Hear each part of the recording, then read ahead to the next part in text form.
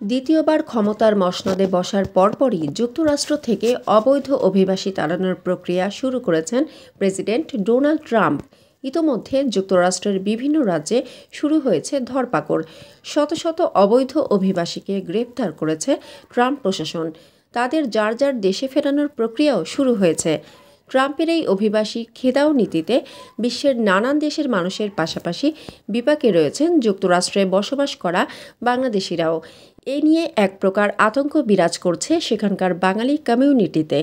বার্তা সংস্থায় Reuters, AP সহ আন্তর্জাতিক গণমাধ্যমগুলো বলছে, ট্রাম্প মসনদে বসার 3 দিনের মধ্যেই শুরু হয়েছে বিনা নথিতে আমেরিকায় বসবাস করা ভিনদেশিদের ধরে নিজ নিজ দেশে ফেরত পাঠানোর প্রক্রিয়া। প্রথম ধাপে গ্রেফতার করা হয়েছে কয়েক হাজার অবৈধ অভিবাসীকে। এদিকে ট্রাম্প প্রশাসনের অবৈধ অভিবাসী ধরপাকড় শুরুর ফলে যুক্তরাষ্ট্রে যেসব বাংলাদেশি বৈধ কাগজপত্রবিহীন বসবাস করছেন তাদের মধ্যে ভয়াবহ আতঙ্ক দেখা দিয়েছে। শুধু বাংলাদেশি নন, যুক্তরাষ্ট্রের যারাই অবৈধ অভিবাসী, এই আতঙ্ক তাদের সবার। তারা নানা মাধ্যমে এই আতঙ্কের কথা শেয়ার করছেন।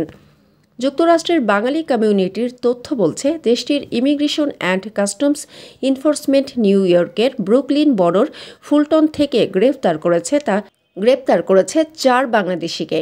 সন্দেহভাজন কাউকে দেখলেই তাকে জিজ্ঞাসাবাদ করা হচ্ছে। এতে বাংলাদেশি সম্প্রদায়ের মধ্যে আতঙ্ক বিরাজ করছে।